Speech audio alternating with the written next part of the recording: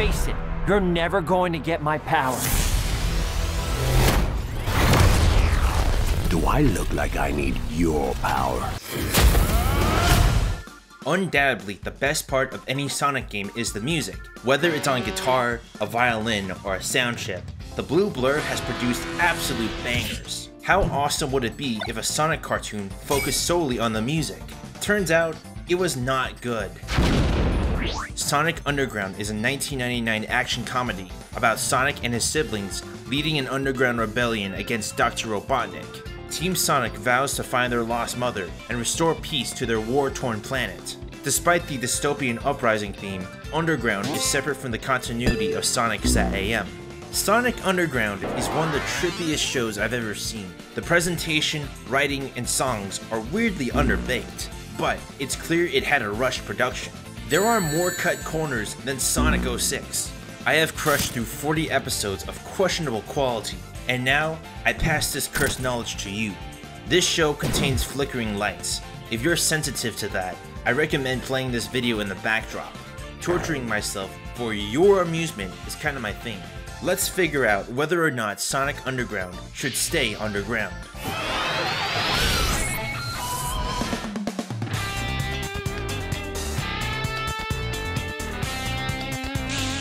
We begin on a 3-part origin story. On the planet Mobius, Dr. Robotnik stages a full-scale takeover of the government. Queen Alina and her 3 triplets elude the Doctor's grasp. The Oracle of Delphius appears to Alina with a prophecy. The 3 children will reunite one day and defeat Robotnik once and for all. Alina takes a page out of Dumbledore's book and drops her heirs to 3 separate families. Years later, we catch up with Mobius's teenage saviors. Their leader is the Blue Blur. Sonic is a speed demon with quick reflexes and a bottomless appetite for chili dogs. He grew up with a working-class family, but served a vital function to the underground resistance. Sonic may have a quick temper, but has a heart of gold. Sonic destroys Robotnik's crypto mine. He then receives a visit from the Oracle. He receives a magic guitar-shaped medallion and opens a telepathic jam session with the siblings. Sonic's brother is Manic, a drummer who grew up on the streets. He's big on pickpocketing, but has a modicum of integrity. As the muscle of the team, his drum set can cause earthquakes. Manic and Sonic bicker often, but their sister keeps them in check. Sonia is the brains and moral compass of the group. She was raised in an aristocratic family. Her interests include affluent fashion and karate. If you mess with her, you'll feel the wrath of her magic keyboard. Sonia receives Sonic's distress call and leaves her wealthy bubble. Sonic, Manic, and Sonia meet up at a dingy alley. The Oracle of Delphius offers them a mission: go on tour, find their mom, and use their musical talent to defeat Dr. Robotnik. Team Sonic accepts this epic journey. Meanwhile, the Robotnik Empire catches wind of this plan. Dr. Robotnik is a mad genius / dictator. He's motivated by political power, but dislikes hedgehogs. He sports a deep voice, mad gadgets, and an army of robots. Robotnik has deep pockets with support of the ruling class. When unruly citizens cross his path, Robotnik puts them through his roboticizer machine. He turns normal people into brainwashed cyborgs. Compared to his portrayal in Sonic SatAM, this doctor is neither intimidating nor charismatic. His voice actor does a fine enough job, but the character comes off as an atonal nuisance. If I destroy you in here, you're gone forever! Do you believe this guy? In Adventures of Sonic the Hedgehog, Robotnik's comedic value was palpable. Underground Robotnik lacks any personal flourishes. His 2 wingmen aren't much better. Robotnik goes onto LinkedIn and hires 2 bounty hunters. This pair is Sleet and Dingo. Sleet is a cunning canine with an equally sleazy voice. His schemes include capturing and deceiving the hedgehogs. These plans almost work, but his derpy companion always trips them up. Sleet's partner is Crash Bandicoot, Dingo. Dingo is a dim-witted yet buff dog with an Australian accent. Sleet carries a magic remote that enables Dingo to shapeshift. Dingo can turn into plants and all sorts of abominations. Also, Dingo has a persistent crush on Sonia. She's pretty. And you're ugly. Now let's get to work. Dingo is a grown adult, while Team Sonic are teenagers. Make what you will with that fact. Sleet and Dingo are the generic brains and bronze duo. They occasionally undermine Robotnik's orders for ulterior motives, which result in immediate failure. Other than Dingo's morphing gimmick, I couldn't pinpoint any memorable banter between the two. Their dynamic is dissonant white noise. Now that I think about it, the show is full of static characters. Now, I know permanent character growth isn't always required, but at the very least, these characters should be entertaining. Underground does the bare minimum of fleshing out its supporting cast. They provide insight into the world, but that's it. For example, Sonia's best friend is Bartleby. Bartleby is a rich snob, but acts as a double agent for the Resistance. He's not funny or enjoyable to watch, he's boring. These people are essentially NPCs. The only group I enjoyed was Team Sonic. Sonic, Manic, and Sonia have their usual sibling arguments and moments of triumph. Their outlandish personalities make a believable dynamic. Sonic's impulsive actions rupture the team. Sonia's feminine tendencies clash with a macho Hedgehog vibe, and Manic flip-flops between surfing and compulsive stealing. All three kids are portrayed by Jaleel White, who voiced Sonic in the previous two Sonic cartoons. White's performance as Team Sonic is pretty good, and considering that he voices all three characters, that's kind of impressive. But he's braver than anyone I've ever met. He saved my butt a couple of times. Wow, you guys really stood up for me. The other vocal performances are pretty dicey, but I chalk that up to poor direction rather than the actors themselves. Team Sonic begins their quest to overthrow Robotnik. They go to a random forest warrior and learn how to wield their magical instruments. Manic's sound waves cause the dragon to spontaneously combust. Sleet and Dingo chase the hedgehogs across the land. Team Sonic visits a floating monk palace, does a jam session, but oh no, they fall for a trap. Through the power of bad songwriting, Team Sonic humiliates Sleet and Dingo into retreat.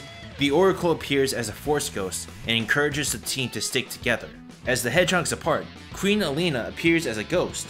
I think sometimes she's physically present, other times she's a Force Ghost. I don't really know, but neither did the writers.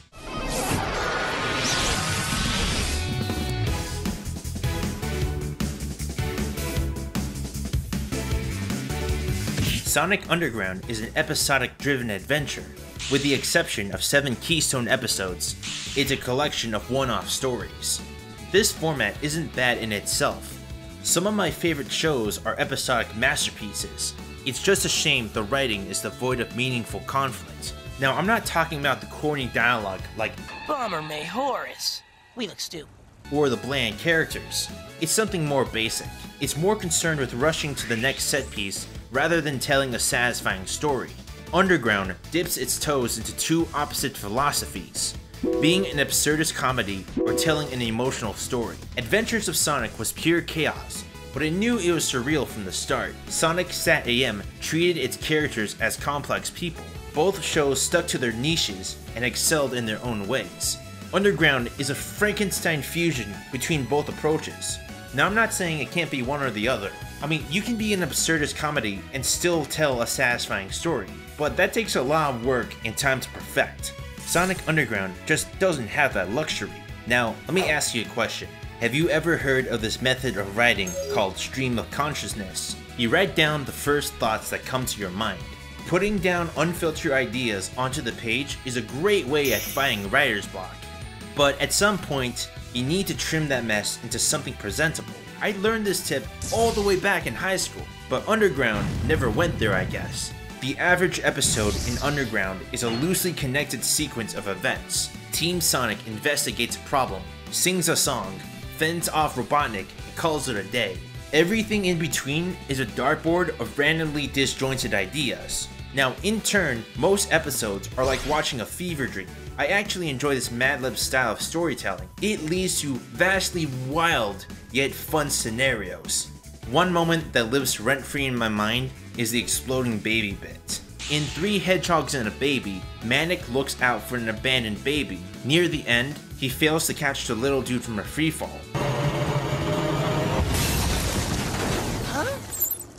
Now, for context, this baby was actually a Robotnik robot used to spy on the Hedgehogs. But trust me, it's even weirder with context. The problem with Underground is that it never refines or does justice to any of its wild ideas. In the episode Mobo-Dune, Team Sonic returns to their birthplace. This town is a communist utopia where every item is free. Take this one. It's better. Thanks, ma'am, but I don't have any money. We don't use money in Mobodoon. Manic has a personal crisis of whether to stay in town or continue working with his siblings. Manic is faced with an actual moral choice, but the show is too preoccupied racing to the finish line. Now, Manic does sing a song of whether he should stay with Sonic or whatnot. It's hard to get emotionally invested, but one episode does break the mold. I have a question for you, my loyal viewer. What's your favorite episode from Sonic Underground? If you put your answer in the comments below, it will boost this video amongst the YouTube algorithm. My favorite episode introduces Knuckles the Echidna. Those hedgehogs want the emerald, do they? Well, they'll have to get past me!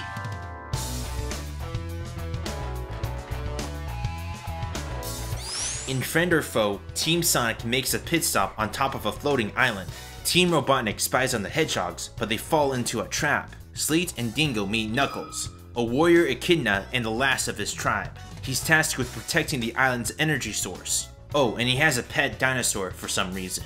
Knuckles reveals the island is powered by the Chaos Emerald, a jewel capable of immense energy. It's not the Master Emerald though. That's completely different. Sleet convinces Knuckles that Team Sonic is after the Chaos Emerald. Knuckles chases after the hedgehogs while Team Robotnik scours for the magic jewel. Y'all remember that temple fight from Sonic Movie 2? It was dope as hell, but let me tell you, it ripped off this battle from Underground.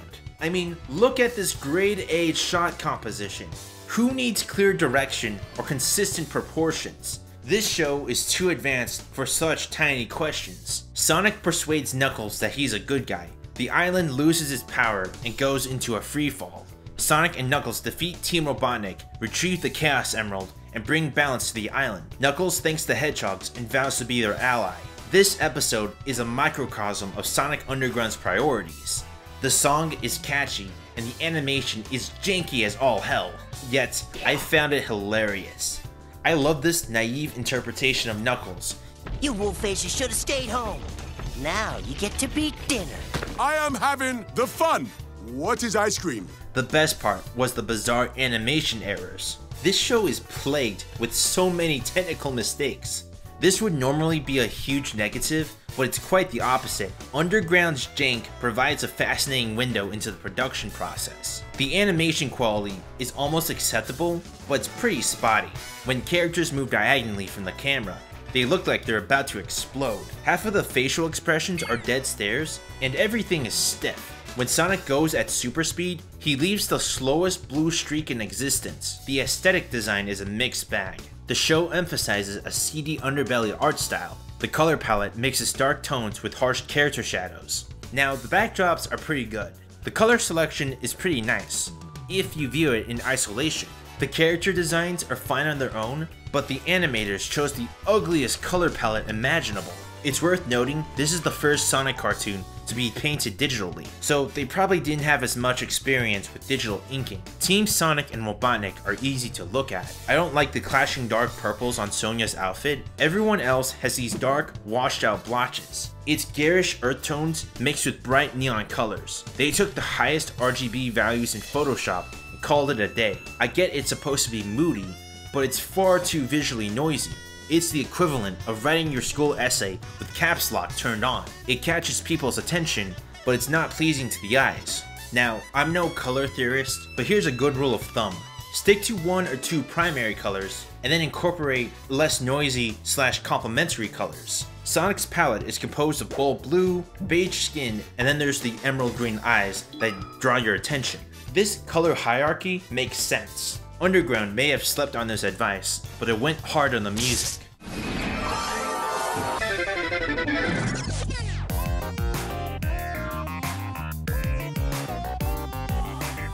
Sonic Underground's biggest draw is its original soundtrack. It's a mixture of harmonious passion and dissonant execution. Team Sonic is a rock band that tours all across Mobius. They will often perform a song to advance the story. Sonic is the frontliner, while Manic and Sanya are the backup singers. They start out playing rock tunes, but soon venture out of their comfort zone. The band's most impressive feat is the sheer volume of different genres. Team Sonic delves into techno, Arabian disco, surfer rock, reggae, and way more. On top of that, the show uses MIDI-style instruments. The sound fonts they use sound kinda cheap, but I won't deny the composer had a blast writing the melodies. Like, funny enough, Jaleel White doesn't sing. Instead, it's 3 professional artists. The vocal performances are okay. The lyrics are often cheesy and just there to fill in the time. Never, never give up. Never give up the fight. Fun fact, Sonic's singing voice is Samuel Vincent, aka Double D from Ed and Eddie. When you hear Sonic screeching off the top of his lungs, that's Double D. Wherever there's a will, we can find a way. Together we'll overcome and win, come what may. It's a lot harder, believe me. I tell you, but it was fun. The opening title theme has no right being this good. Sonic Underground. Sonic Underground. The composer sang this intro, and he poured his heart out. It's catchy and straight up iconic. As a bonus, Underground remixes the song as several background tracks. Sometimes it's Eurobeat or a surfer variation.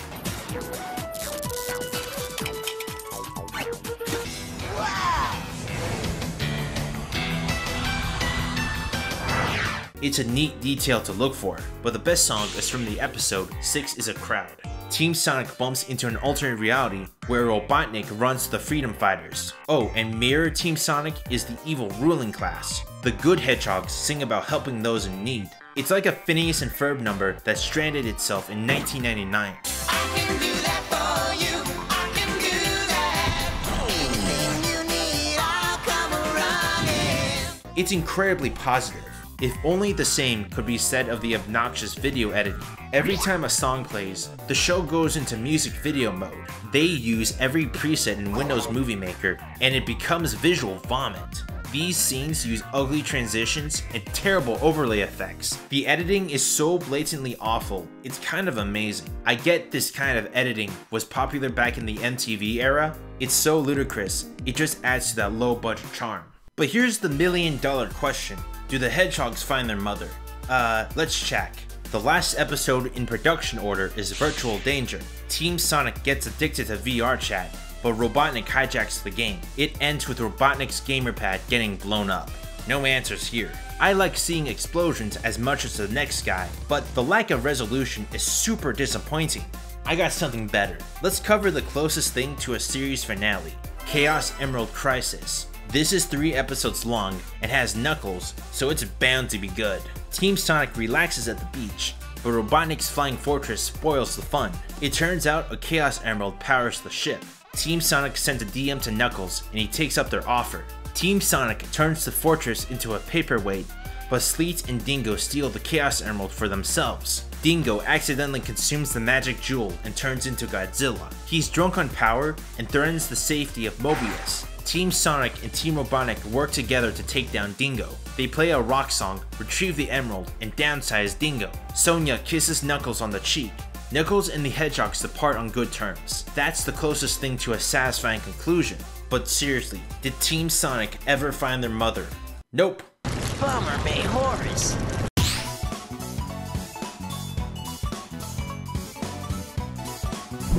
I can sympathize with the showrunners. Sonic Underground has plenty of passion, but it fell victim to a viciously short production cycle. In turn, the show suffered from a serious lack of polish. Around 1997, DiC Entertainment pitched Sonic Underground to Sega. The show was made to help promote Sonic Adventure 1 on the Dreamcast. Apparently, DiC used cattle calls to generate episode ideas. DiC picked up scripts from one-time contractors. Moreover, 3 alumni writers from Sonic SAM also came on board. Once the pitches were selected, DiC elected to produce 2 episodes a week. I took a class on TV writing. Script writers only have 2 or 3 weeks to complete their scripts. Writers can iterate on 2 to 3 drafts before production begins.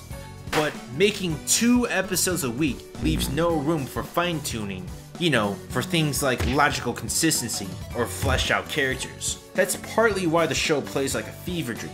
Furthermore, the composer confirmed he had mere days to write a song depending on the script. Sometimes, he stayed up all night to get the piece finished by the morning. All that might take 3 hours. So every night I would sit in there at 9 o'clock, start reading, and by the time 5 a.m. rolled around, there was another song in existence.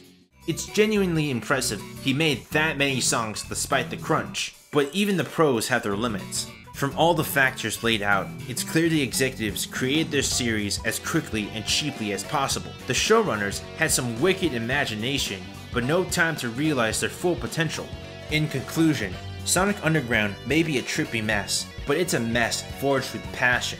The animation is janky as all hell, but I enjoyed the music, the Mad Lib style of storytelling, and the episodes focusing on Knuckles. The expedited production cycle ruined the show's chances of being great. Now, with all that being said, is it any good? Hell no. But if you're a Sonic completionist like me, or just morbidly curious, Sonic Underground is an instrument worth picking up. Thanks for watching. Next time on the Sonic Bucket List, we'll cover Adventures of Sonic the Hedgehog. Wish me luck. No hedgehogs were harmed in the making of this video.